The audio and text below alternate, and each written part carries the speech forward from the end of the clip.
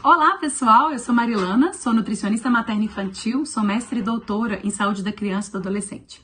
E hoje eu vou tentar, muito assim, né, um desafio, gravar um vídeo falando para vocês um pouco sobre a suplementação para o público gestacional, né, para gestante.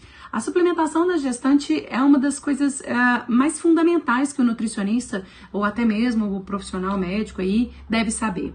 É quase que um pré-requisito para quem atende o público obstétrico. E olha só, eu que trabalho com gestante há mais de 16 anos, vejo como que a nutrição cresceu, né, e como a intervenção nutricional melhorou o prognóstico de uma boa gravidez ou não, né, melhora inclusive assim, prognósticos de gravidez que nem são, né, tão favoráveis como restrito crescimento, enfim, intrauterino, como que a nutrição e a intervenção de suplementação pode melhorar.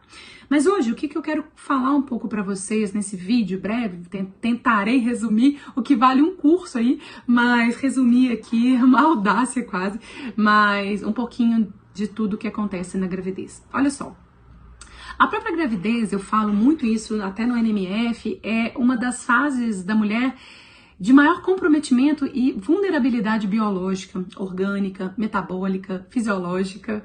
Eu, quando dou aula na faculdade, né, dando aula para os alunos, eu falo, olha, gente, pensa, sabe a aula de fisiologia? Eu também dou aula de fisiologia, né, dei aula um tempo de fisiologia, falar agora tudo quase é feedback negativo, é tudo quase o contrário. Então, sabe o Guyton? Pois é, estuda ele que ao contrário está acontecendo ali de uma maneira bem, claro, brincando, mas a mulher, né, que está ali no percurso gestacional, ela tem uma instabilidade muito grande.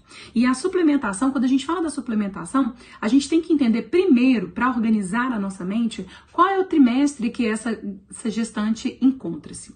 Falando um pouquinho de 0, né, ao 14 semanas, mais ou menos, né, que é o primeiro trimestre, eu falo que é um trimestre absurdamente hiperplásico, perdão. É um momento onde as células se multiplicam intensamente, onde a gente tem, assim, o start, eu falo que é a largada, foi dada a largada, exatamente a largada para saber se lá na frente, por exemplo, eu vou ter uma má adaptação imunológica a esse trofoblasto, etc, né? Ou esse blastocisto, ou enfim, como que é isso, né? Qual que é a necessidade que essas células precisam para se desenvolver e como que a suplementação pode ajudar? Basicamente, é o que eu até, assim, com muito carinho estudo lá no pós-doutorado, é entendendo a lógica de programação da célula, assim, né? A gente precisa, para que cada célula seja formada, as estruturas básicas de DNA, de RNA, basicamente de formação e maturação celular. Então a gente precisa de substrato para aquilo. Então eu preciso sim entender não somente o ácido fólico, mas a formativa dele, né? O L-metilfolato. Eu preciso suplementar essa gestante dando esse suprimento assim para que esse feto consiga crescer e se desenvolver enquanto ser nas suas células ali que estão nesse processo de organogênese, né, e embriogênese, que é esse primeiro trimestre. Então, não somente o metilfolato, mas também é importantíssimo a gente pensar nessa B12. Eu acho muito importante avaliar o grau de ingestão de colina. Eu acho importantíssimo a gente entender os níveis de ferro que a gente está tendo ali com o substrato também. Não é só eritropoético, hematológico, mas que dê para aquele feto e para aquela mulher competências bioquímicas, biológicas, orgânicas e fisiológicas para esse primeiro trimestre. Então, a suplementação é exatamente com esse período de implantação. Então, vários são os elementos básicos, né? Então, nesse primeiro trimestre, é fundamental a gente trabalhar nessa célula fetal, que ela é hiperplásica.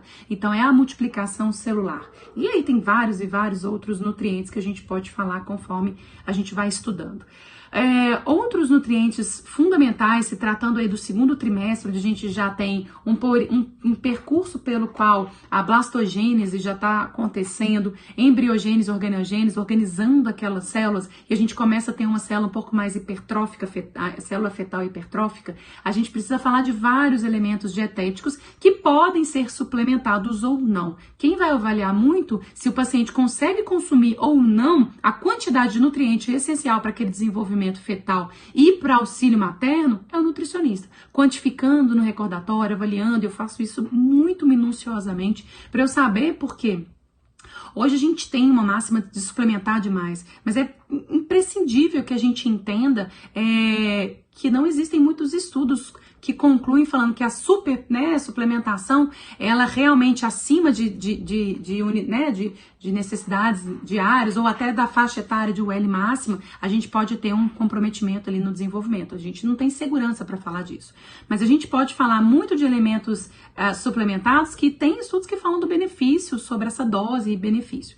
Então, um deles que a gente fala muito, além do ferro ou do sulfato ferroso ou outra forma desse ferro quelado ali, a gente fala do colecalciferol, que é a vitamina D, que é fundamental ao longo de toda a gravidez. Então, é imprescindível pedir exame de vitamina D para essa mulher ao longo da gravidez, e não só no momento, sabe? Às vezes eu pego gestantes que só avaliou no primeiro trimestre e nunca mais fez exame. E aí eu falo, não, a gente tem que estar avaliando, porque o hormônio D, ele é extremamente recrutado durante a gravidez, né? A gente precisa falar, então, novamente, dosar B12 para ela estar continuamente sendo monitorada e fornecida. Nesse segundo trimestre, existe um requerimento muito grande também, mantendo esse ácido fólico, esse metilfolato, pelo menos a RDI, mas que a gente fale um pouco dessa questão associado com zinco, associado com iodo, associado com cálcio, associado com selênio, de vários elementos dietéticos que a gente precisa avaliar, e óbvio, a vitamina A e todas as vitaminas como um todo, tanto do complexo B quanto vitamina A, principalmente nesse segundo trimestre também, ao longo de toda a gravidez, né? Mas avalia dieteticamente e veja se isso é necessário. No terceiro trimestre, que é o último, que é onde a criança, ela é basicamente, o feto, ele é basicamente hipertrófico, não que ele não faça hiperplasia, mas a velocidade de multiplicação celular, ela é muito menor do que o tamanho do crescimento dessa célula.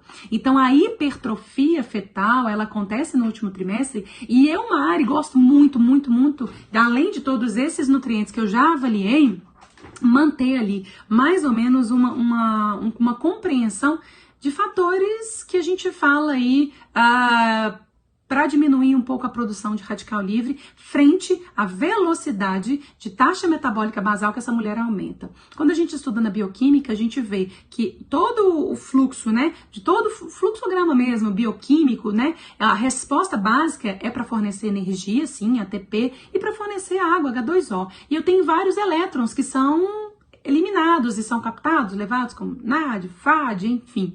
Mas nem sempre esses elétrons conseguem ser carregados e eles podem se transformar em radicais livres. Então eu acho muito legal no último trimestre, que é uma atividade metabólica muito intensa dessa mulher e dessa placenta aí, falando também dessa saúde placentária, olhar os fatores dietéticos que são através, advindos, né, de vitaminas que podem auxiliar como fatores antioxidantes. Principais mesmo, a gente fala da vitamina E, a vitamina C e muito do selênio, que participa um pouco da sinalização da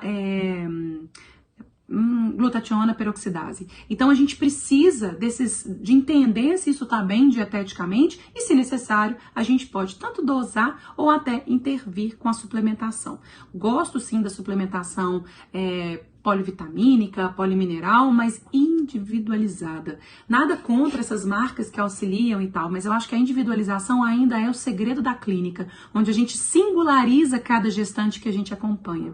E uma das coisas que eu não poderia deixar de falar aqui para vocês, que é o queridinho das publicações hoje em dia, além do cálcio, além do iodo, né, que tem tanta gente escrevendo sobre gestantes e isso, hoje eu não quero falar, eu quero falar um pouquinho do ômega 3, né? O ômega 3, o elemento, né, o ácido graxo ômega 3, que tem as suas frações, né, que ele pode ser encontrado como o DHA, ou o EPA, ou o ALA ali, essas estruturas e organizações, a gente não tem uma suplementação de ômega 3. Foi produzido, sim, na Sociedade Brasileira de Cardiologia, a recomendação de 1 grama de ômega 3 para a população.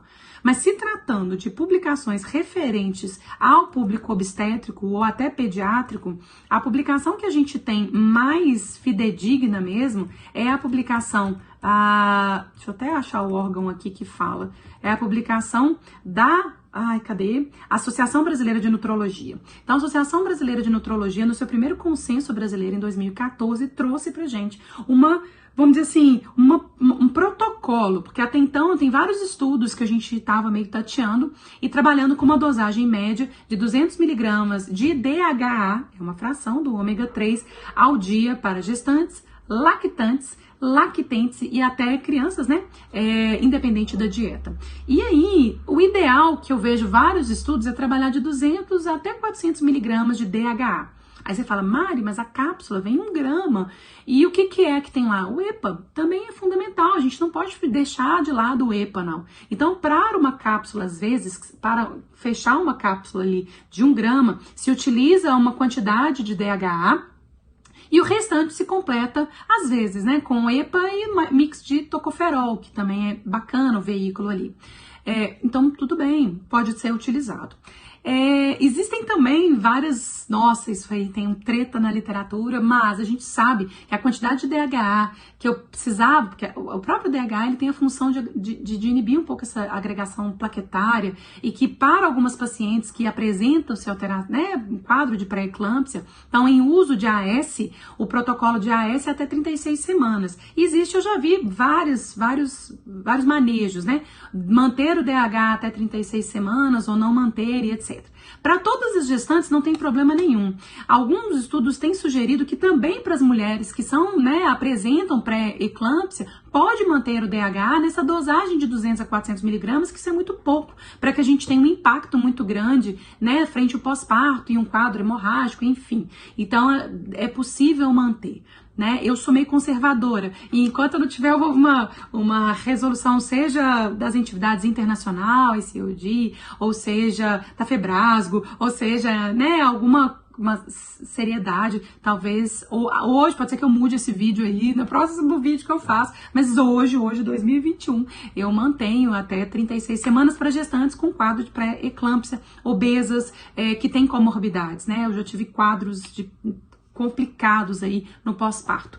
Então, eu não, né? A obstetra, junto com a obstetra, trabalhando junto, claro, sempre a gente tenta intervir da melhor forma possível. Então, para gestantes com comorbidades associadas e alteração de pressão, né, em uso de AS, de pressão arterial, enfim, pode ser interessante manter até 36 semanas essa suplementação de DHA. Lembrando que isso sou eu, tá? Então tem autores, né, tem vários profissionais e vários obstetras que eu respeito muito que mantêm falando que não tem problema nenhum. E eu acredito neles, né?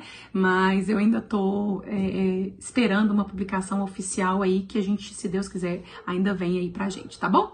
Espero que esse vídeo tenha ajudado vocês. É muito difícil em um videozinho de 10 minutos conseguir resumir um pouco da suplementação para gestante. É interessante? É possível, mas basicamente não se esqueçam da intervenção com ácido fólico, de preferência o L-metilfolato, ferro para essa gestante. Isso é básico, isso é protocolo, isso aí tem que ter essa suplementação. O ômega 3 é interessante nessa fração DHA e os outros elementos nutricionais podem ser interessantes frente à sua avaliação clínica, bioquímica, dietética e aí por aí vai, tá bom? Um beijo grande, espero ter ajudado e até o próximo vídeo.